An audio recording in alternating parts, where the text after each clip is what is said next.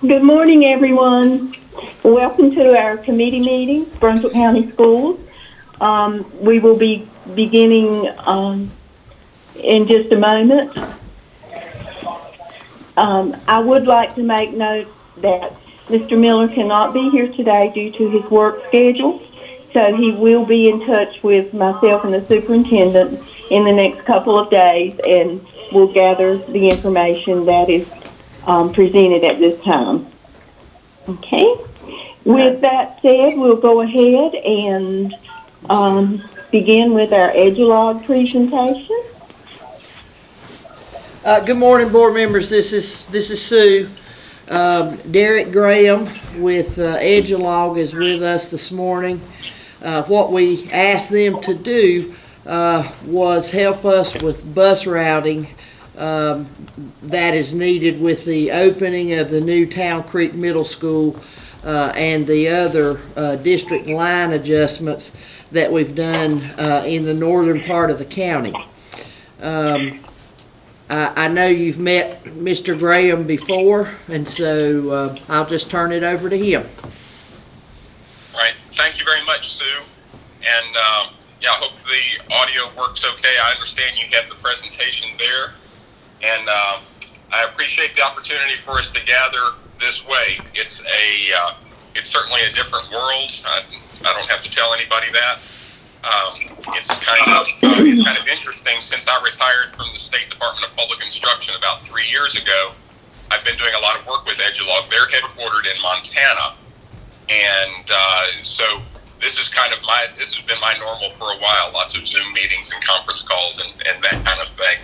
So it's interesting to watch that creep into the schools and everywhere else. But I won't take too much of your time with preliminaries, and we'll just kind of jump right in. So the first slide here, Brunswick County Transportation Analysis, is focusing on the implementation from a transportation perspective of those new boundaries. So go to the next slide is just a little bit of background. Brunswick County Schools did a contract with Cropper GIS and came up with they recommended 4 potential school boundary configurations dealing with the opening of Town Creek Middle School.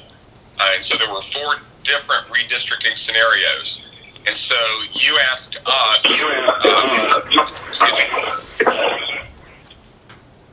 you asked Edulog to do a transportation analysis for each of those 4 scenarios, so that in making your final decision on which of the redistricting scenarios you would have any distinguishing information from a transportation perspective. Certainly for individual neighborhoods or families, there may have been a difference in terms of transportation impact, but overall, in terms of system-wide mileage, the average student travel time, there was not a lot of difference from a transportation perspective. And so what I hope we allowed you to do was remove transportation from the picture and to concentrate on other factors that would affect your decision. So the Board of Education selected the scenario that was affectionately called scenario number 1. And so that's where we picked back up again. In doing the first analysis, we were going in on the assumption that Town Creek Middle and Town Creek Elementary would be transported together and would be on the same bell schedule as the high school. And in doing the analysis, it appeared to us that it would be worth looking at if it was even potentially an option. It would be worth looking at a different kind of bell schedule for Town Creek Middle and Town Creek Elementary School, not necessarily transporting them together, not necessarily on the same tier as the high school. And so that's the analysis that we did. So on the next slide, I've just got some basic terminology that might be helpful as we go forward. It's nothing mysterious, but a bus run in Edulog terminology, in bus routing terminology, is basically where the bus goes out, picks up students, picks up more students, and drops them off at the school. So the bus is empty at the school, and that's the end of the run. Now that bus may well go out and pick up more kids, maybe to another school, doing another run. So each one of those runs, some people may refer to it as a trip, is a single segment. All of those segments of bus runs make up a bus route. And essentially you have the same number of bus routes as you have buses operating on any given day. A bus route is comprised of all the morning runs, all the afternoon runs, and makes up what the bus does for the day. So when I say bus route and number of school buses, that's basically the same thing. Deadhead Travel is, if any of you have had any experience with the trucking industry or anything like that, it's a transportation term. But basically, it's when a vehicle's traveling empty from one place to another. So in our terms, Deadhead Travel is going from the end of one run to the beginning of another. Right. So if you imagine, for instance, that every school started at 8 o'clock. And every bus just did one trip to school, there would be no Deadhead Travel, because once they get to school, then they're done. They may go back to park, but they're not going to another run. So our Deadhead Travel occurs when we have a bus doing more than one run in the morning or more than one run in the afternoon. So any questions about the terminology? All right, so our task on the next slide basically is to present some options for consideration from an efficiency perspective and from a funding perspective. Right? We certainly know that you have many more perspectives to consider. Hang on there. We're providing recommendations, we're providing data. So that just like the project that we did before, so that you can have some data on which to base your decision. So the data that are presented in this study are district-wide changes in buses and costs. Derek. Derek. Yes. Hang on a second. We're having an audio issue. I just want to be sure everybody's got their phones muted. And okay, let's try to pick back up. Go ahead, Derek. Go ahead, Derek. Okay. All right. Pick it back up. Thank you. All right. So in this slide, which says our task, is basically that we're providing options for your consideration. And we're looking at it from a funding perspective and from an efficiency perspective, recognizing that those are not the only perspectives, maybe even not the most important perspectives, but so that you can have that data. So the data that we'll be presenting here in the coming slides are changes due to the opening of the new Town Creek School, the redistricting that was done, and their impact district-wide. Right, so obviously there are some parts of the district that are not impacted, but we're focused on the changes in buses and cost and funding that you may want to consider. So on the next slide, there are 3 scenarios that we evaluated. So what we called scenario 1 was to separate the Town Creek Elementary and Town Creek Middle School transportation. And Hang on a second, Derek. This is Sue, board members. I want to be sure nobody's got their phone on speakerphone. That may be causing a little bit of feedback. Or if they do, just have them muted. Or if you do have your phone on speakerphone, well, I know you've already muted them. So, all right, let's pick back up. Somebody's not muted. all right. Yeah, somebody. I'm getting somebody's not muted. All right, I'm not muted. you're not muted. Well, you talking. That's just a little joke there. Oh yeah, I'm not muted. Now I'm muted. All right, I'm about to mute. All right, here we go. All right, so the 3 scenarios that we evaluated, and this was based on what we saw in the first study that really merited some additional consideration. So scenario one is to separate the two Town Creek schools, the elementary school, the middle school, and the middle school would start at about 7:30. The elementary would start at about 8:30, and that would allow buses to do a run for the middle school, and then go back out, that same bus, go back out and do a run to the elementary school. And so you pick up some efficiencies there. You do end up running some additional deadhead for that bus to get back out and start another run. So that's the first scenario. The second two scenarios involve combining Town Creek Elementary and Town Creek Middle students on the same bus. This is, it's a natural thing from an efficiency perspective because they're on the same campus, right? And so you do one load, you pick up grades K through 8, everybody that's out there. So in doing that, scenario 2, we put both of those together on tier 1, which was the 7:30 start. And in scenario 3, we combined the two, had students from both schools on the same bus, put them on tier 2, which is about an 8:30 start. So that's those are the three scenarios that we have, and we'll keep referring to those three over and over again. All right. So on the next slide is just our base data for the study, and so in the study area,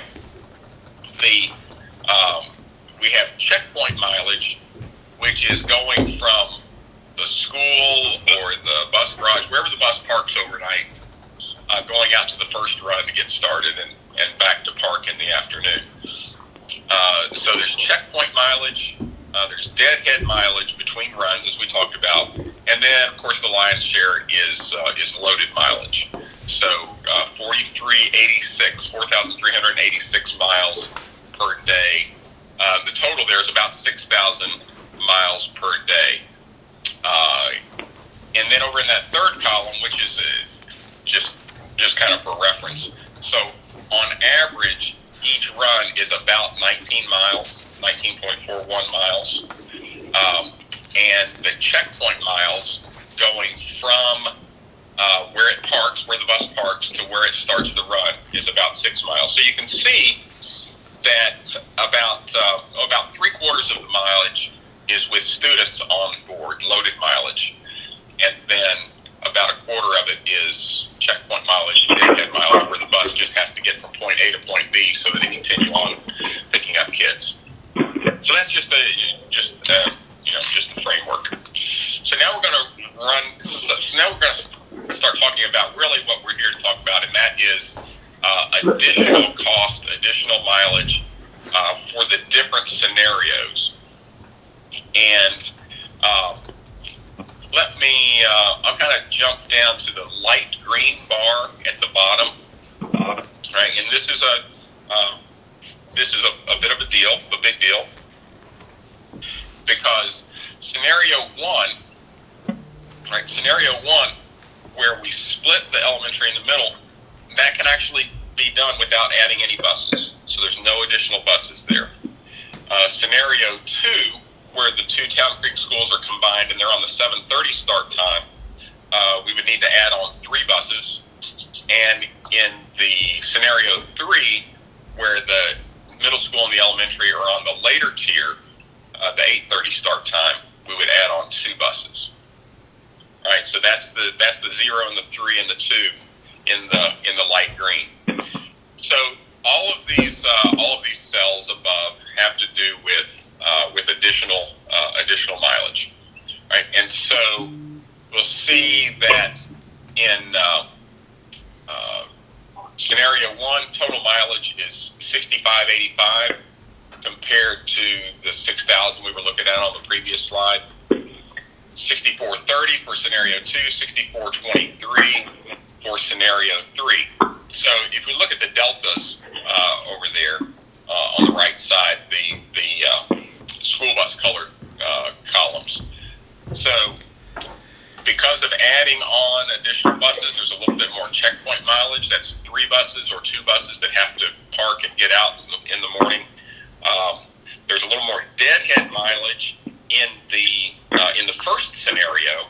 The 410 additional deadhead miles is more than the other 2 because that's where we're separating the Town Creek schools, and so you can have the buses that you didn't add have the opportunity to go back out and pick up another run. And then a little bit more loaded mileage with the buses or with those schools separated, because essentially you have to cover some of those same roads twice. Right? If you're going to separate, you got to go out and get the elementary school kids. You have to go out and get the middle school kids, and you have to cover those roads twice. So that's why a little bit more loaded mileage, you actually run less miles when you combine the 2. So that's the 81.3 compared to the negative 62. Right? So that's the additional mileage for each scenario. So the question then is, what impact does that have? What impact does 491 additional miles versus 336 additional miles versus 329 additional miles have when you also consider the number of buses that has to be added, either 0 or 3 or 2 for these 3 scenarios? All right. So I'll pause right there if anybody needs any clarification on either the 3 scenarios or the numbers that we're looking at. Okay. All right. We'll go to the next slide, and I'll need to give you just a little bit of background information. This is the Department of Public Instruction refund rate, and each school district gets one of these every year. So Mr. Taylor and his staff work with this on a regular basis. Basically, what it's used for is if you take a field trip in a yellow bus, an instructional field trip, and you take kids to to the coast or to a historic site or whatever. If you do that in a yellow bus, then you have to repay the state for the use of that yellow bus. And so this is the rate that is used to repay for the use of that yellow bus. And it's calculated by taking your total expenditures in each of these categories and dividing it by the number of miles that Brunswick County ran with school buses the previous year. And so you can see about 37 cents for transportation salaries, $1.08 per mile for driver's wages, 33 cents a mile for fuel. Bus replacement cost is something that goes back to the state. It won't be important for what we're doing here. But my point in showing you this is that these are the state generated numbers that we can use in order to estimate how much additional miles are going to cost in Brunswick County. Right? And so this full rate is $2.94. You won't see me use that rate because it includes things like the bus replacement and tort claims through the Department of Justice, and even transportation salaries, which are pretty much fixed. And so these are where we're taking the numbers from. The number that I'm going to use for the most part is $1.86 per mile, which includes drivers and oil, tires, tubes, parts, fuel, and then some of the benefits associated with that the drivers receive. But I just wanted you to know where this comes from, and then we'll use that as one basis. All right. So I don't know any really better way to do this than just go through line by line. And Derek, you'll see. Yes, ma'am. hang on. We're having a little bit of sound trouble again. I'm gonna take a 2-second break here and see if we can clear it up. Okay. Hang on.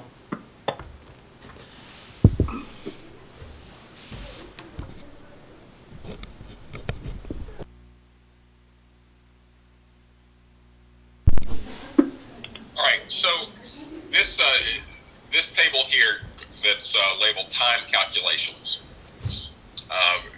and this is one way of looking at the additional costs that you would incur for the different scenarios. All right, so I'm going to go through line by line. So lines 1, 2, 3, and 4 are the basically the mileage that you saw earlier, that 6093.70. That was on that very first slide that I had. That's kind of our baseline miles. Over on the left side, the time per day, lines 1, 2, 3, and 4, is the time translation. So on the right side, we have mileage. On the left side, we have time in minutes and in hours. I calculated the miles per hour just for fun, and just as we expect, the average speed for deadhead mileage, where there's no students on board, is a little bit faster, almost 26 miles an hour, rather than the 23 miles an hour for loaded miles, where you're having to make passenger stops and such. So that's not a particularly important column. Just threw that on there for free, as my high school history teacher used to say. So anyway, that's our baseline. So let's move down inside this orange box, and these are the three scenarios, and then you'll see the changes that result. All right. So scenario 1, loaded miles 11,641, deadhead miles 1,507, combined miles 13,158. So I'm sorry, that's in minutes. Okay, that's the minutes we're looking at. All right, scenario 2, 12,766 minutes, and scenario 3, 12,735 minutes. We're comparing those to line 4 above, where it says 12,336 minutes. Right?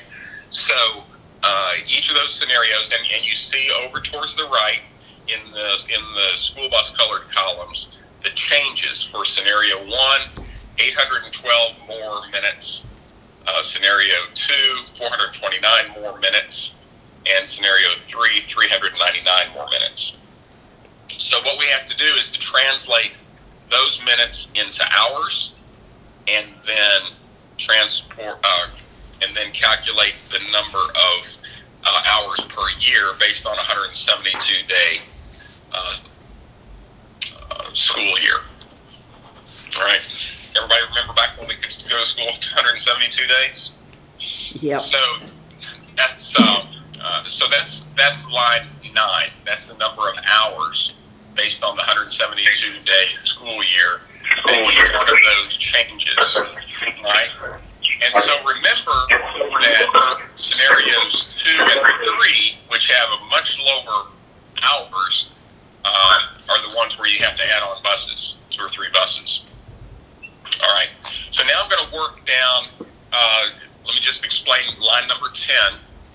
So from one of the state reports that you guys submitted, there was an average bus driver's salary or average wage rate of $15.90. Based on the other reports from DPI, we're estimating 36% as a benefits cost and Social Security and retirement and all that kind of thing. So multiplying out, we see an hourly wage rate for bus drivers of $21.62, including benefits, which is so that's your actual cost for adding on an hour